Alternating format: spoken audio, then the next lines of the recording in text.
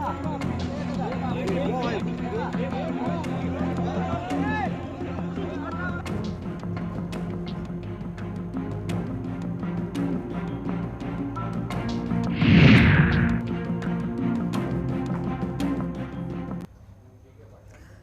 मैं हूं हिमानी कटारिया और आप देख रहे हैं हमारा खास कार्यक्रम खबर देश से। आज बात उड़ते ताबूत की, यानी कि MiG-21 की।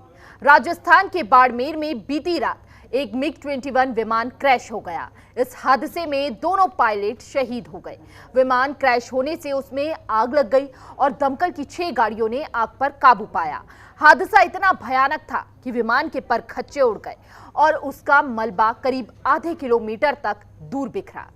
हादसे का शिकार MiG-21 एयरफोर्स का ट्रेनी विमान था। इलाके के लोगों की माने तो हादसे से पहले MiG-21 भीमड़ा गांव के आसपास उड़ान भर रहा था और इसी दौरान आपको बता दें कि दोनों पायलट ने अपनी जान की परवाह किए बिना आग लगने के बाद भी वीरता के साथ विमान को सुनसान इलाके की ओर मोड़ दिया, जिसकी वजह से आबादी वाला इलाका इसकी चपेट में आने से बच गया। और ऐसे में अगर विमान ऐसी जगह गिरता जहां आबादी थी तो हादसा और भी बड़ा हो सकता था। रक्षा मंत्री हालांकि राजनाथ सिंह ने इस हादसे पर दुख जताया है। एयरफोर्स ने दिए कोर्ट ऑफ इंक्वायरी के भी आदेश दिए हैं, लेकिन सवाल यही है कि उड़ता ताबूत कहे जाने वाले MiG-21 को कब तक उड़ान भरता रहेगा ये भारत, और कब तक देश के होनहार युवा पायलट ऐसे ही शहीद होते रहेंगे। इतना ही नहीं, हादसों के बाद भी MiG-21 एयरफोर्स का हिस्सा क्यों है, ये अपने आप में बड़ा सवाल है। इससे पहले भी कई बड़े हादसे हो चुके हैं। ऐसा क्या मजबूरी है कि एडवांस टेक्नोलॉजी आ जाने के बाद भी पुराने हो चुके MiG-21 का इस्तेमाल किया जा रहा है? ये लगातार सवाल उठ रहे हैं। आखिर दुनिया की चौथी सबसे बड़ी वायुसेना उड़ता ताबूत बन चुके MiG-21 को कब रिटायर करेगी? और इतने हादसे हो चुके हैं उसके बाद भी अब भी शहीद होते हुए हमारे जवान।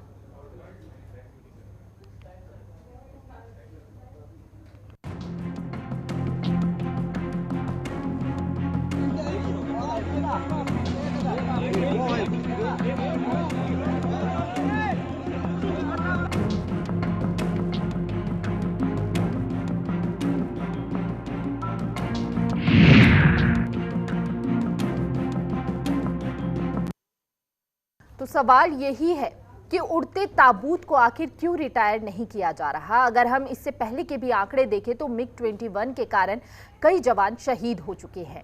इन तमाम सवालों के जवाब देने के लिए, इस पूरे विषय पर चर्चा करने के लिए हमारे साथ खास मेहमान जुड़ चुके हैं। हमारे साथ रक्षा विशेषज्ञ retired wing commander Anuma Acharya ji जुड़े हैं। साथ ही हमारे साथ group captain doctor DK Pande रक्षा विशेषज्ञ जुड़े हुए हैं। बहुत बहुत स्वागत है आप दोनों मेहमानों का हमारे साथ चर्चा में शामिल होने के लिए। पहला सवाल यही है हमारा, retired wing commander Anuma Acharya जी से जानना चाहेंगे, भले ही अपना लोहा मनवाया हो MiG-21 ने, लेकिन अब जिस तरह के आंकड़े नजर आ रहे हैं, लगातार हादसों के बाद बड़े हादसे और जवान लगातार शहीद होते जा रहे हैं, ऐसे में कोई एक्शन सेना लेती हुई क्यों नजर नहीं आ रही? इसके पीछे का कारण क्या है? मैं सबसे पहले तो इस बात पे बहुत खेद प्रकट, श्रद्धांजलि भी अर्पित करती हूँ दोनों पायलट्स को, जिनमें से एक विंग कमांडर थे और एक फ्लाइट लेफ्टिनेंट थे। ट्रेनिंग सॉर्टी थी। फिर भी चाहे कुछ भी हो, पर मुझे इसका उड़ता ताबूत कहना अच्छा नहीं लग रहा। दिल में चोट लगती है, क्योंकि जिस समय ये जहाज लिया गया था 63 में, तब ये अपने समय का बेस्ट जहाज था। और आज भी अगर इसकी हम उड़ान का वो देखें, स्पीड देखें, तो दुनिया के सबसे तेज जहाजों में से एक है। ये बात जरूर है कि 1955 में एक्चुअली इसकी कंपनी ने इसका पहली बार रशिया में निर्माण किया था, तो उतने सालों के बाद, और हमें इसे बदलना था, इस पूरी फ्लीट को फेज आउट होना चाहिए था, क्योंकि वायुसेना में आज भी लगभग 12 स्क्वाड्रन के जहाजों की कमी है जी। तो उसके लिए होता यह है कि मैं चूंकि रक्षा में परचेज की प्रक्रिया से जुड़ी हुई अधिकारी हूं, तो आपको बताऊं कि कोई भी हम जहाज खरीदने का तय करते हैं तो उसको हम ले पाते हैं लगभग 8 से 9 साल की प्रक्रिया के बाद, उसके पहले हम उसे नहीं ले पाते। तो इस में क्या हो रहा था कि हमने जैसे मिग 21 लिए, मिग 29 लिए, हमने और भी एयरक्राफ्ट लिए, जगुआर्स लिए, आगे चल के हमने सुखोई 30 लिया। आखिरी परचेज ये जो थी 97-98 के आसपास हमने सुखोई 30 लिए थे, 250 के करीब। तो वायुसेना में आज लगभग 500-600 एयरक्राफ्ट हैं और हमें 120 के लगभग एयरक्राफ्ट और चाहिए। अब हुआ ये कि 2001 के आसपास एक पूरा 100 जहाजों का मिराज -5 थे, वो मिराज 2000-5 थे, मतलब मिराज 2000 का अपग्रेडेड वर्जन थे। उन 100 का जो ऑर्डर था बिल्कुल फाइनल होते होते उस समय, क्योंकि वो ताबूत की एक घटना हुई थी, ताबूत के ऊपर बीजेपी की सरकार थी, उसके ऊपर काफी आरोप लगे थे, तो उस बनते हुए ऑर्डर को उन्होंने कैंसिल कर दिया और उसके बाद दोबारा वो प्रक्रिया शुरू नहीं हुई। 2003-4 तक वो प्रक्रिया शुरू नहीं हुई। अब आप ये समझ लीजिए कि 3-4 से अगर शुरू होगी तो 9-10 साल लगते हैं उसमें पूरे। और ये होते होते जब 2012 में फाइनली हमने 126 राफेल का ऑर्डर दिया, तो HAL के ऊपर कुछ दासो एविएशन, जिसको डेसॉल्ट एविएशन आप लोग पढ़ते हैं, दासो एविएशन जो फ्रांस की कंपनी है, जो राफेल की निर्माता है, उसको HAL के सर्टिफिकेशन में प्रॉब्लम हो गया जी, और उसके बाद वो डील वहां आके ढुलमुल हो गई और इस बीच में सरकार बदल गई और उसके बाद वो 126 एयरक्राफ्ट की डील तो हुई नहीं, वो 36 एयरक्राफ्ट पे आ गई। तो आज हमारे पास जो हमारी ट्रेनिंग सॉर्टी है, जो हमारी ऑपरेशन रेडीनेस होना चाहिए, उसके हिसाब से हमारे पास कम एयरक्राफ्ट हैं और कम एयरक्राफ्ट होने के कारण अभी भी मिग 21 फेज आउट नहीं हुए हैं। और ये सबसे दुख की बात ये है कि हमने सुना भी नहीं है कि कोई नया ऑर्डर अभी लगा हो या कोई ऑर्डर्स हमने देखे हो कि जो मटेरियलाइज होने में है। हमने कोई नया ऑर्डर गया है ये भी नहीं सुना है। 36 के बाद हमने आगे का सुना नहीं है। ठीक है अनुमा जी, लेकिन आप मानती हैं कि टेक्नोलॉजी की यहाँ पर जरूरत है या और भी यहाँ पर जो है सेना को जरूरत है, सरकार जो है अगर सहायता का हाथ बढ़ाए तो यहाँ पर जरूरत है? हिमानी जी, मैं ये कह रही हूँ कि इस समय हमें परचेज की जरूरत है। टेक्नोलॉजी तो जो हम खरीदते हैं, हम हमेशा ही जो अपने समय के बेस्ट और इसी के चलते मिग 21 जो है अभी तक उड़ाया जा रहा है, आपका कहना ये है? और ज्यादा चर्चा के लिए हमारे साथ एक ही कारण है जी ज्यादा चर्चा के लिए आपसे फिर से जानकारी लेंगे, लेकिन यहाँ पर हमारे साथ दूसरे मेहमान भी जुड़े हुए हैं। Group captain doctor DK Pandey हमारे साथ जुड़े हुए हैं, उनसे जानने की कोशिश करेंगे। हमने ये बात कही है उड़ता ताबूत इसलिए क्योंकि अगर आंकड़ों की देखें तो लगातार 1966 से 2012 में 872 मिग 21 में से 482 क्रैश हो चुके हैं और ऐसे में अब कब तक देश के होनहार युवा पायलट ऐसे ही शहीद होते रहेंगे? ये मेरा सवाल है आपसे। किसी भी देश की वायुसेना हो, चाहे भारत हो या भारत के बाहर की देशों की सेना हो, कोई वायुसेना जो ट्रेनिंग देती है वो इसलिए नहीं देती कि किसी की जान जोखिम में जाए या जहाज खतरे में पड़ जाए। उद्देश्य ये होता है कि जब भी युद्ध क्षेत्र में जाएं तो विजयी होकर ही लौटें। लेकिन हमें कुछ सीमाओं को देखना ही पड़ता है, जैसे कि हम घर से बाहर निकलते हैं और बारिश आती है और हमारे पास छाता नहीं है तो हम भीग जाते हैं, तो हम एक अनायास कोई चीज आ गई सामने, उससे सामना करना पड़ता है। तो जिस प्रकार से मिग 21 जिसकी काफी चर्चा हुई अभी और काफी पुराना जहाज है निश्चित रूप से, इसमें कोई शक नहीं, लेकिन ऐसा नहीं जैसे मैंने कहा कि कोई भी देश जो है नहीं चाहता कि उसके जवान जो है वो प्रशिक्षण के दौरान समाप्त हो जाएं, शहीद हो जाएं। ये बहुत ही गलत प्रक्रिया है, कहीं कोई रखता नहीं। अब जब मिग 21 थे इनको अपग्रेड किया गया। क्यों अपग्रेड किया? क्योंकि जब जैसा कि हमें पता है कि कोई भी जहाज लिया जाता है उसकी टोटल एक्विजिशन में आने में लगभग 8 से 10 साल लग जाते हैं और कई बार तो प्लानिंग और भी चीजें लेके 12-13 साल तक की प्रक्रिया लंबी खिंच जाती है। इसलिए जो है पूर्वानुमान के साथ जो है हमें आगे बढ़ना पड़ता है। देखिए अभी वो प्रक्रिया थोड़ा सा सुचारू हुई है क्योंकि हम तेजस मार्क 1 और स्पेशली रशिया और यूक्रेन के बाद हमें आत्मनिर्भर होना हमारी एक परम आवश्यकता बन गई है। अगर हम बाहर के जहाजों से लेते हैं, यही जो मिग 29 और मिराज जो हमारे पास 86-87 में आए, इन देशों ने, रशिया ने और फ्रांस ने भी हमको जो है वो सब नहीं दिया जो हमें चाहिए था, तो उसमें भी काफी खामियां थी। खैर मैं उस पर नहीं जाऊंगा। मैं मुख्य मुद्दा ये है कि हमारी जो पॉलिसीज हैं उस पर हम पूर्णतः जो है ध्यान ये देगा। बार बार ये प्रक्रिया या आवश्यकताएं देती गई। हमें पता है टू फ्रंट वॉर के लिए भारत के जो परम दुश्मन हैं, जो कि समाप्त नहीं होते, पाकिस्तान और चाइना, इन दोनों के लिए एक साथ अगर आक्रमण होता है तो हमें 42 स्क्वाड्रन्स की आवश्यकता होती है। ये 42 स्क्वाड्रन आज तक पूरे नहीं हो पाए क्योंकि हमने उस पर ध्यान दिया ही नहीं।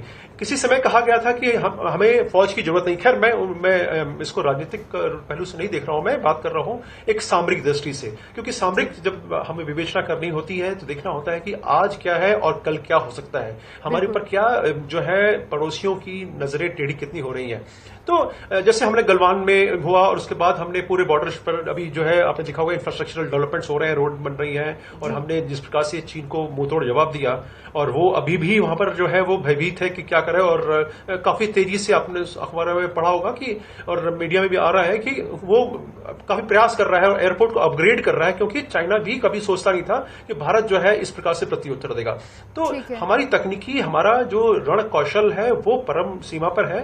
और जितनी भी भारतीय वायुसेना के साथ जितने भी विदेशी वायुसेनाएं आई हैं, उन्होंने जो युद्धाभ्यास किया, वॉर एक्सरसाइज किया, उन्होंने सबने कहा कि हमारे एयरफोर्स जो है one of the best air force है पूरे वर्ल्ड में। और जैसा आपने भी कहा कि हम चौथी स्थान पर गिनी जाने वाली भारत की वायुसेना निश्चित रूप से परंपरागत है, लेकिन हमें ये देखना होगा कि जो हमने पीछे गलतियां की हैं वो दोबारा दोहराई नहीं जाए। और अभी जब क्योंकि यूक्रेन के और रशिया के बाद हमें आत्मनिर्भर होने की आवश्यकता है। तेजस मार्क 1 बहुत ही जल्दी शामिल होने वाला है और 83 जहाज आ जाएंगे।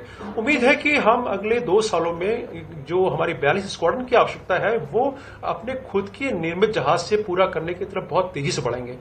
2023 तक कहते हैं कि एक स्क्वाड्रन और रहेगा, लगभग 2030 तक उम्मीद की जा रही है कि हमें 42 स्क्वाड्रन पूरे हो जाएंगे। ठीक है, तो चलिए एक बार और रुक कर लेते हैं अनुमा जी का भी। जो घटना कल हुई, जी आप बात पूरी कीजिए। जी आप रख सकते हैं अपनी बात। कल जो घटना हुई, देखिए वो रात को लगभग 9 बजे के बाद की बात है और मैं उस क्षेत्र में काम कर चुका हूं और ऑपरेशंस मैंने देखे हैं वहां के। और जब आप वहां उड़ते हैं तो एक बहुत दूर दूर गांव है, तो कई बार क्या होता है आप दिग्भ्रमित हो जाते हैं, आप कंफ्यूज हो जाते हैं कहां है, और कई बार जहाज उल्टा भी हो जाता है। ये आम प्रक्रिया है और इसी के बाद की ट्रेनिंग होती है। देखिए हम ट्रेनिंग क्या देते हैं कि जो भी हम उड़ान के दौरान जो मुश्किलें आती हैं उनका सामना करना आना चाहिए हमें हर हालत में, चाहे मौसम जो है वो कंप्रोमाइजिंग कंडीशन में हो, मौसम अच्छा आपने टेक ऑफ किया और अचानक मौसम खराब हो गया, उसकी दशा में भी आपको पता होना चाहिए कि कैसे वायुयान को हैंडल करना है। तो ये सभी ट्रेनिंग, इसीलिए तो ट्रेनिंग दी जाती है। प्रशिक्षण जो किया जाता है लंबे तौर पर किया जाता है, दिन का प्रशिक्षण अलग होता है, रात का अलग होता है और बादलों में उड़ने का प्रशिक्षण अलग होता है। तो ये एक प्रक्रिया है और उसी प्रक्रिया के दौरान ये जब कल टेक ऑफ हुआ और अभी डिटेल्स आनी बाकी हैं, तो उस क्षेत्र में जो कि बाड़मेर के साउथ पूरब की तरफ है ये स्थान, और वहां पर जब गए तो हाँ निश्चित रूप से कुछ ऐसी तकनीकी प्रॉब्लम हुई है जिसकी वजह से इजेक्शन भी नहीं हो पाया। इजेक्शन होता है लेकिन यहाँ पर जवानों ने बचाने की भी कोशिश की, जहां पर आबादी वाला इलाका था वहां से हटाकर एक सुनसान इलाके में ले गए और कई ऐसे घर भी थे जिन पर जो है विमान की जी प्रक्रिया का हिस्सा है और उन्होंने अपना बेस्ट भी दिया। जी ये पायलट को जी पायलट को सिखाया जाता है कि आप अगर आपको पता है कि जहाज आप नहीं संभल पाएंगे और आपको इजेक्शन करना है तो आप ऐसे क्षेत्र में जाएंगे जहां पर जनमानस नहीं, जनसंख्या नहीं हो, पॉपुलेशन नहीं हो, ताकि जो जमीन पर क्षति हो वो कम से कम हो और हमारी वजह से किसी को नुकसान नहीं होना चाहिए, ये चाहे वो मटेरियल हो या मैन हो, चाहे आदमी हो चाहे कुछ और बिल्डिंग हो, उसको किसी प्रकार की क्षति नहीं होना चाहिए। ये उद्देश्य करके भी दिखाया। अपनी जान को गवाकर उन्होंने गांव के ऐसे कई लोग थे जिनकी जान बचा ली और जिनके घर पर विमान का कुछ हिस्सा गिरा है, उन्होंने भी ये बात कही है। अनुमा जी की और रुक कर लेंगे। अनुमा जी आपसे ये जानना चाहूंगी, देखिए प्रोसीजर काफ़ी लंबा है और MiG-21 को हम क्यों इस्तेमाल कर रहे हैं आपने जानकारी दी, लेकिन हम ये भी आपसे जानना चाहेंगे कि क्या हम एडवांस टेक्नोलॉजी आने के बाद इसमें कुछ चीज़ें इम्प्रूवमेंट नहीं हो सकती जिसके कारण जो है ये हादसे कम हो सके? हिमानी जी, आपका जो सवाल है ना उसमें मतलब मुझे कुछ समझ में नहीं आया, क्योंकि मैंने आपको पहले ही बताया कि भारतीय वायुसेना में जो आज भी 450-500 जहाज हैं इस वक्त जो बचे हुए हैं, उनमें से 36 अगर हम राफेल निकाल दें तो वो अपने समय के जब जब खरीदे गए हैं, 70 के दशक में, 80 के दशक में, 90 के दशक में, 2000 के दशक में, बेस्ट ऑफ द टेक्नोलॉजी ही खरीदे गए। और अभी भी जो हम खरीदेंगे कहीं का रिजेक्टेड माल नहीं खरीदते, हम तो बेस्ट खरीदते, क्योंकि हमारी बदलाव की जरूरत होती है, ये जानना चाह रही थी और यही सवाल था मेरा। वही मैंने आपको बताया, यही सवाल था कि प्रक्रिया में देखिए क्या है कि मुझे सबसे ज्यादा दुख इस बात का है, चाहे कोई कुछ भी कहे, मैंने अभी तक एक भी न्यूज नहीं पढ़ी है जिसमें कहा गया हो कि टेंडर इशू कर दिए गए हैं कि भाई हमको ये जहाज चाहिए और इसके लिए हमने टेंडर इशू किया, क्योंकि टेंडर जिस दिन आप इशू करेंगे उस दिन से 6 साल तो आप नॉर्मल लगा लीजिए कि कम से कम 6 साल लगेंगे। तो अगर कोई हम मुंह खोल के कुछ भी कह दें कि हम ये 2030 तक आ जाएंगे, 2020 तक आ जाएंगे, 25 तक आ जाएंगे, ये सब गलत, ये सब गलत। पहली चीज, टेंडर इशू हुए क्या? नहीं। अगर हुए हैं तो मुझे तारीख चाहिए, क्योंकि मैं शायद लॉजिस्टिक्स ऑफिसर होने के बाद अगर इतनी अनभिज्ञ हूं कि मुझे पता ही नहीं है, तो फिर वो बहुत दुख की बात है। और दूसरी चीज ये है, हमने बाहर नहीं करे चलो टेंडर इशू, अंदर तेजस की क्या स्थिति है? तेजस की अभी एक स्क्वाड्रन ले दे के पूरी हुई है और थोड़ा बहुत और जो प्रोसेस में है, पर हमको कहीं आत्मनिर्भरता भी एक स्लोगन की तरह लग रही है। कहां आए हैं हमारे जहाज? दुख इस बात का है कि सरकार डिफेंस का बजट कम करती जा रही है, आत्मनिर्भरता का नाम ले लेके डिफेंस का बजट कम हो रहा है। तो कैसे हम उम्मीद कर लें भाई? यहाँ सरकार पहले तो एक मिग जब एयरक्राफ्ट का एक्सीडेंट होता था तो पूरी दुनिया में, पूरे भारत में हम निकल पड़ते थे मोमबत्तियां लेके और लोगों के लिए ये करने। आजकल लोग कहाँ चले गए हैं वो लोग? क्या हमारे पायलट्स की अब जान नहीं जा रही है? 30 साल, 32 साल, 36 साल के लोग अब इतनी, मतलब इस पूरी उनकी जान चली गई, और हमको इतना भी शर्म नहीं आती कि हम उनके लिए कम से कम आवाज उठाएं। दुख आता है ये, अपनी फौज के लिए, अपनी एयरफोर्स के लिए दुख होता है मुझे। जी, तो सरकार से लगातार नाराजगी देखी जा रही है इस पूरे विषय पर, और कहीं ना कहीं सरकार की खामी मानी जाए?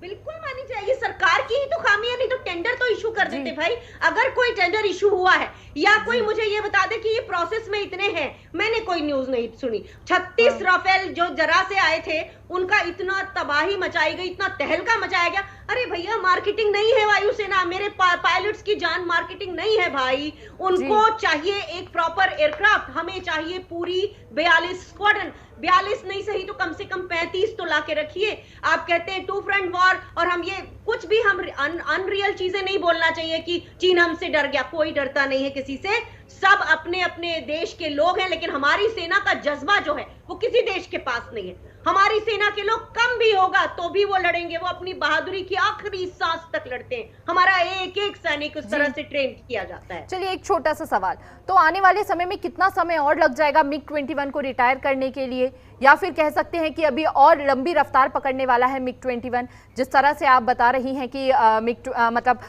जो सरकार है उनमें कई खामियां हैं और हमारे पास कमी है सेना में, और कहीं पर भी फंड जो है वो प्रोवाइड नहीं हो पा रहा है, तो ऐसे में अब मिग-21 को कितना और टाइम लग जाएगा? क्योंकि हादसे तो बहुत कुछ कह रहे हैं। हिमानी जी, हो सकता है कि फेज आउट जल्दी हो जाए एयरक्राफ्ट, लेकिन जिस दिन आप सुन लेंगी टेंडर, आपके सारे दर्शकों को भी बताना चाहती हूँ और आपसे भी कहना चाहती हूँ, जिस दिन आप सुन लेंगी सरकार ने टेंडर इशू कर दिए, वो दिन होगा, उस दिन से आप 6 साल, 5 से 6 साल कैलकुलेट कर लीजिए। उसके बाद हमारा नया एयरक्राफ्ट आएगा। हो सकता है फेज आउट हम पहले कर दें, क्योंकि हम इतने पायलट्स की रिस्क शायद ना ले सके, लेकिन एट द सेम टाइम हम अपनी सेना को कमजोर कर रहे हैं, वायुसेना को कमजोर कर रहे हैं, ये बहुत गलत है। और मैं चाहती हूँ कि टेंडरिंग की प्रक्रिया कम से कम लोगों को मालूम हो सकता है कि निकले हो और मुझे ना मालूम हो, पर ऐसा होता नहीं है। जनरली सरकार हर चीज का तो प्रचार करती है, अगर टेंडर निकाले होते तो प्रचार आपके और मेरे तक जरूर पहुंचता। जी, डॉक्टर डीके पांडे जी कुछ कहना चाह रहे हैं, बताइए सर, आप क्या कहना चाह रहे हैं? देखिए, मैं कुल कहूँगा कि आज तक मैं वायुसेना में लगभग 3 से अधिक दशकों तक रहा, और मेरे सामने ही मिग-29 जहाज आए और मिराज 2000 जहाज आए। कभी इनके मैंने टेंडर के बारे में नहीं सुना। मैं उस ढंग से नहीं मोड़ना चाहता बहस को, जो हमारा मुद्दा कुछ और है। हम बात कर रहे हैं कल जो घटना हुई इसके बारे में, और किस प्रकार से मिग-21 को। अनुमा जी 25 साल की सर्विस मेरी भी है, 25 साल जी। अनुमा जी, आप लॉजिस्टिक्स ऑफिसर नहीं रहे हैं, टेंडरिंग होती है भाई, ऐसे कैसे? ये तो हद ही हो गई। ऐसे करेंगे तो फिर तो बात ही नहीं हो पाएगी, तो गलत बात कर जाएंगे आप। पूरी प्रक्रिया होती है भाई, पूरा प्रोसीजर होता है। आप डॉक्टर साहब हैं, आप पायलट्स के जो बायोमेट्रिक चीजें हैं उनके बारे में मुझसे ज्यादा जानेंगे और वहां मैं बिल्कुल चुप रहूंगी। लेकिन जहां हम प्रक्रिया की बात कर रहे हैं, वहां प्रक्रिया की बात होने दीजिए। इस तरह की अनभिज्ञता आप और मैं नहीं दिखा सकते। हम दोनों एक ही संस्था के हैं, हमें अपनी संस्था पर बहुत गर्व है। अनुमा जी आपने अपनी बात रख दी, एक बार उनकी सुन लेते हैं। क्या एक बार कहना मैडम चाह रहे उनको हैं? शांत चर्चा करिए का जरा। विषय है, डिबेट नहीं, चर्चा का विषय है। मैडम देखिए, मुझे एक मिनट मैडम जी देखिए, मुझे लग रहा है कि हम राजनीतिक बहस की तरफ जा रहे हैं और मैं डॉक्टर नहीं हूं, पहली बात बता दूं। मैं 131 पायलट कोर्स से भारत वायुसेना में आया था। Ma'am please please please, I am not medical doctor, first thing is this, so please don't presume anything. We are on channel, everybody is watching us, we both are from air force, let's maintain the dignity of the air force. तो जो प्रक्रिया है इसके बारे में देखिए, हम जब Yeah, that's what I'm saying. Please maintain the decorum. क्योंकि जी बिल्कुल, Please, my देखिए question सेना is- का मामला है, MiG-21 पर हमारी चर्चा है। मेरा कहना जी मैं ये कहना चाहता हूं कि एक जब भी वायुसेना के पास कोई भी चीज आती है, हमारी रिक्वायरमेंट जाती है, जो हम ऑपरेशनल पार्ट कर रहा हूं, बात एक्विजिशन की बात जो है वो अलग है। वो एक्विजिशन प्रक्रिया है, उसमें हम बिल्कुल नहीं शामिल होते। हमें नहीं पता होता कि क्या कॉस्ट है, क्या होगा। वो हेडक्वार्टर लेवल पर और एमओडी लेवल पर होता है, जिसके बारे में मैंने कभी आज तक ध्यान नहीं दिया, ना मैंने कभी सुना।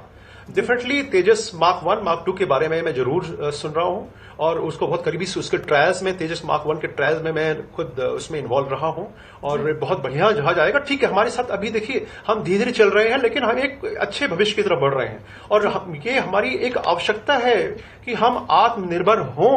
चाहे हम इसको अभी ढंग से नहीं ला पा रहे हों, लेकिन हमें लाना ही होगा, बिकॉज कोई बाहर का देश हमें हेल्प नहीं करने वाला है। अगर हम देख चुके हैं कि जब कारगिल वॉर जब हुई, कारगिल वॉर में भी हमें फ्रांस से काफी दिक्कतें हुई। हमने 1000 पाउंडर टाइगर हिल के ऊपर फायर किए, वो हमारी इजाद थी। वो कहीं फ्रांस के लोगों ने हमारी हेल्प नहीं की थी इसके लिए। तो हम जो जहाज आते हैं, हम प्रयास करते हैं कि हर प्रकार की जो भी ऑपरेशनल, ठीक है अनुमा जी आएंगे आपके पास, एक बार बात खत्म कर लीजिए। जी देखिए समय कम है, फाइनल कमेंट्स आप दोनों से लेना चाहूंगी। जी फाइनल कमेंट आप दोनों से लेना चाहूंगी। सबसे पहले अनुमा जी कुछ कहना चाह रही हैं बड़ी देर से। फाइनल कमेंट में ये कहूंगा कि देखिए आपसे जानेंगे MiG-21 जो है, देखिए वो भी जो उड़ा रहे हैं आज। डीके पांडे जी आपसे जानेंगे, एक बार अनुमा जी का फाइनल कमेंट ले लेते हैं कि आपने तमाम खामियां बताई हैं, लेकिन ऐसे में आपसे ये जानना चाहेंगे अनुमा जी कि सॉल्यूशन क्या हो सकता है, क्या अगला कदम उठाया जाए ताकि जवानों की जान बचे। आप ही कह रही थी कि इतने जवान शहीद होते हुए नहीं देख सकते क्योंकि वायुसेना ही कहीं ना कहीं जो है कमजोर पड़ती हुई नजर आ रही है और आने वाले समय में इस तरह की स्थिति और खराब ना हो, उसे देखते हुए आपका फाइनल कमेंट, क्या सॉल्यूशन कर सकते हैं, ये जानना चाहेंगे। देखिए मैंने एक रत्ती कोई क्रिटिसिज्म नहीं किया, मैंने सिर्फ कहा खरीदिए, शुरू तो करिए, टेंडरिंग तो करिए, यही तो कह रही हूं मैं, और कुछ नहीं कह रही हूं मैं किसी के ऊपर कोई दोष नहीं लगा रही हूं। मैं कह रही खरीदी तो शुरू करो, तब तो जाके आप फेज आउट करोगे। आप नहीं तो हमारी सेना को क्या लचर बना दोगे, इतनी सी बात है बस। ठीक है, तो ये आपका फाइनल कमेंट है। आप कहना चाहती हैं कि जब सरकार द्वारा ये कदम उठा लिया जाएगा तो वायुसेना अपने आप मजबूत हो जाएगी और MiG-21 पर भी एक्शन ले लिया जाएगा। डिफेंस बजट बढ़ाइए, परचेज की प्रक्रिया शुरू करिए, परचेज की प्रक्रिया को जल्दी से कंक्लूजन तक ले आइए। यही कंक्लूजन, आपका मानना यही कंक्लूजन है आने वाले समय के लिए। बहुत बहुत शुक्रिया अनुमा जी आपका। एक बार फाइनल कमेंट डीके जी से भी ले लेते हैं। जी डीके जी आप अपनी बात रख सकते हैं, समय कम है थोड़ा।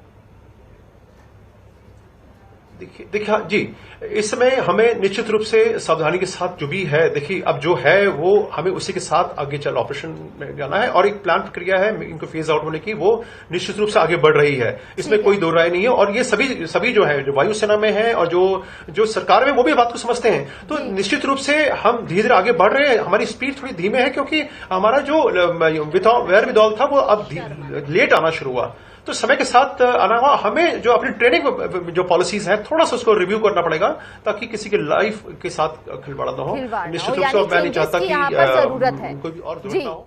यानी कि अनुमा जी की कहीं ना कहीं बात से सहमत भी नजर आ रहे हैं। बिल्कुल बिल्कुल, बहुत बहुत शुक्रिया आप दोनों मेहमानों का इस विषय पर खास चर्चा करने के लिए, अपना खास कीमती समय हमें देने के लिए। उड़ता ताबूत यानी कि MiG-21 पर आखिर एक्शन कब होगा, क्योंकि लगातार हमारे जवान शहीद हो रहे हैं। और राजस्थान में जिस तरह की घटना हुई है, इससे पहले भी राजस्थान में घटना हो चुकी है। लगातार हमने आपको आंकड़ा बताया। हमारे साथ हमारे मेहमान जुड़े हुए थे जिन्होंने अपनी राय रखी और बताया कि आखिर कहाँ कुछ कमी पाई जा रही है और उन कमियों को किस तरह से कम किया जा सकता है और कैसे वायुसेना और मजबूत हो सकती है। यहाँ पर सभी को एकजुट होकर काम करने की जरूरत है। फिलहाल हमारे खास कार्यक्रम में बस इतना ही। तमाम बड़ी खबरों के लिए बने रहिए जनतंत्र टीवी के साथ। नमस्कार।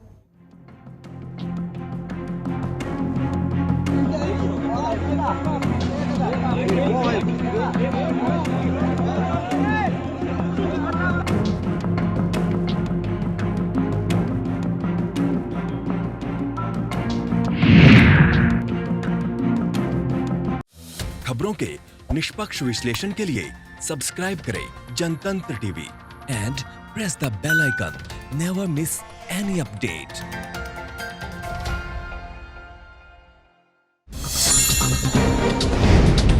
डाउनलोड कीजिए जनतंत्र टीवी ऐप को, जो कि अवेलेबल है गूगल प्ले और ऐप स्टोर पर। अधिक जानकारी के लिए अभी डाउनलोड करें।